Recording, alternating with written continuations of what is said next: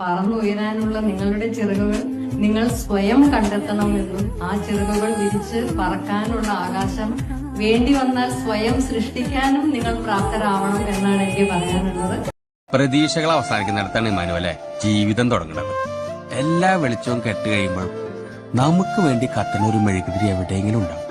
അത് കണ്ടെത്തേണ്ട കാര്യമല്ലോ. നീ ധൈര്യമായിട്ടിരിക്കണ, എല്ലാം ശരിയാവുമായിരിക്കും അല്ലേ ഹോസ്പിറ്റൽ? പിന്നല്ലാണ്ട്